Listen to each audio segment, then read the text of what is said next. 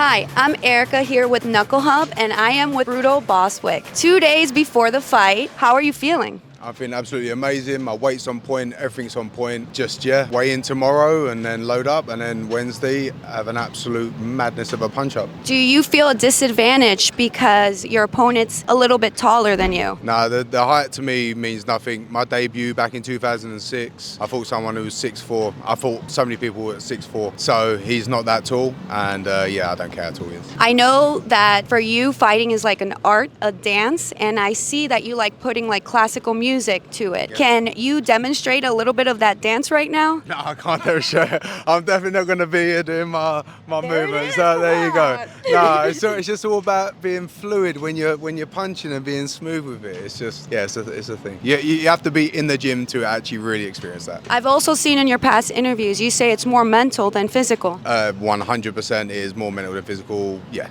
That's the biggest thing for any fighter. You either show up on the night or you don't show up on the night. That's realistically the biggest thing when it comes to real combat sports. Do you think first or punch first? I'm thinking first. Before I used to just punch and throw and just madness like a lot of fighters do. But I do my best to be able to think first, try and get the timing right and everything. I'm thinking, know what I'm going to throw and then throw it. Sometimes you get clipped with some stuff and then you just kind of bite down and throw. But I'm thinking first. Do you want this to be an early knockout or a late war? I'm happy with either or. I'm happy for a punch-up, to have a bloody fight, obviously. At the same time, it's not bad going in, hitting somebody a few times and knocking them out. So it really varies on the night when I'm actually in there. The fight is going to be the fight, what is going to happen. I'm ready for anything, but I'm happy to knock them out in the first or run it 5 rounds, either or. If you had one word for your opponent, one word, what would it be? Beware.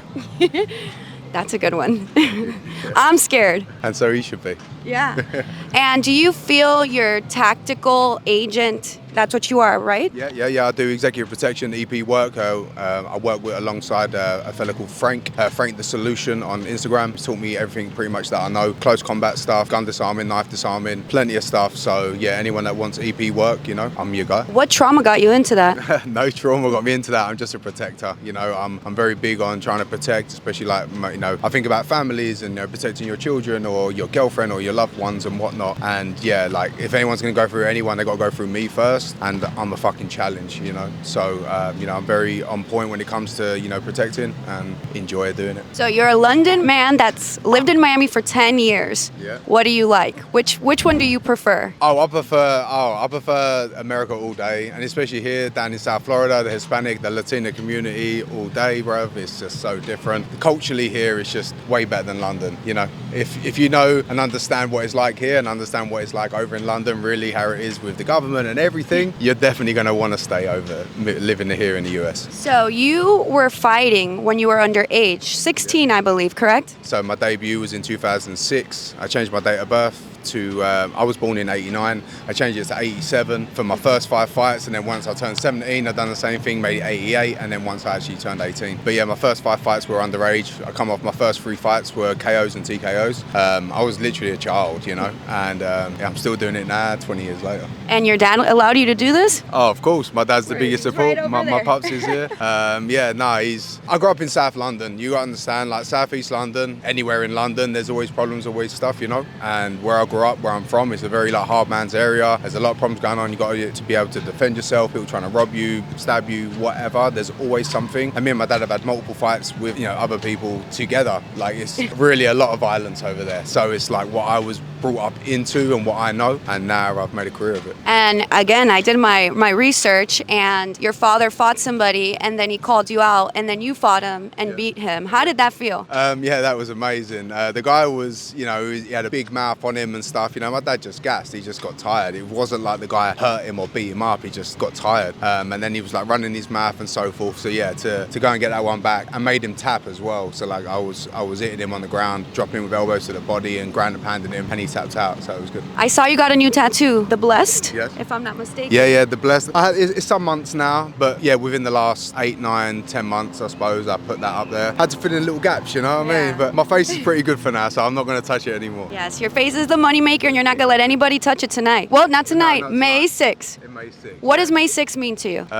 It means fight day. It means turn up, enjoy some heavy metal music, and have a fight and try and knock someone's head off, and hopefully the crowd enjoy it. Literally is it. So you're in the Alex the Terrible posse, I saw. Do you feel that's an advantage? Not necessarily. The fight's the fight at the end of the day. Once you're in there, it's just you, your opponent, and the referee. It doesn't matter who or what happens outside of that. But yeah, no, it's pretty cool to be a part of the slaughter crew. Do you know what I mean? I've been with them a bunch now. I've got a good relationship with them, and yeah, no, it's representing the STP crew. But hell yeah. I've been to London before, and I've been to Camden, and I know that has a lot of rock music. Yeah. Did you go and explore that area? No, honestly, no. Camden, I've been around there, but it was never really a typical place that I would go. That's upper London. That's like nicer London. Yeah. I'm not from there. I'm from like the ghetto, you know. So I was more just down there. But no, I've been around it. You know, it's Soho, seeing all like the madness. Camden High Street is pretty cool. There's a lot going on. A lot of punk rock. You know, leather, high boots. And yeah. It's funky and it's pretty cool. It's interesting. But no, that's not my cup of tea. So back to the tattoo. It says blessed, and does that mean you're spiritual? And do you feel that's the gift the upper power has given you fighting? I feel I'm blessed in the situation that I'm in. I'm blessed with life. Obviously, at the end of the day, I go to sleep, I wake up, and it's one of them things where there's people that don't, and there's people that struggle every day. There's people that can't walk. There's people that can't see, can't hear. There's people going through problems. Many people going through problems. You know, and I'm blessed to be in the situation that I'm in. You know, I've got 2 healthy cats. I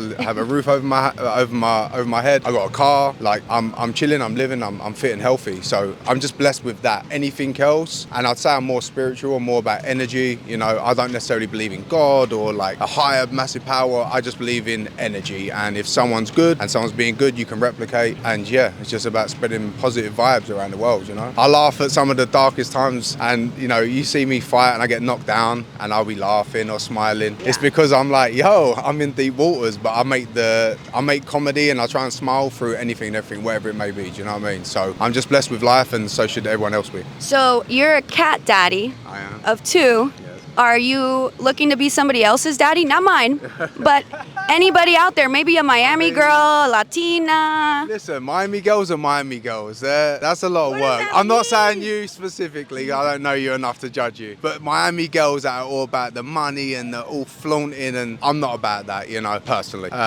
So yeah, for me, it's just finding a nice bird. But I don't know. There's loads of chicks. You know, I've been single a little while now. I'm definitely standing on my own for a while. But the Latina women, my 3 solid relationships I've had over here in the US. My first girl I was actually married to was Dominican. She was Cuban Dominican. My second relationship was a Venezuelan girl, and my last recent relationship was a Colombian girl. So obviously I dig the Latina chicks. Yeah, you got a thing. You got a thing. Can I get you to do an Alex the Terrible growl? Oh. Your best impression. We're all doing it here. We're all doing it. Really? We're all doing it. Oh, I don't know, bro. That's as deep as it's gonna get. I think I could do better than you. Let me hear it. The Knuckle Hub! That's actually pretty good. That was good skills. Good skills, Knuckle Hub. She delivered, bro. That was good. That was really good. Thank you so much.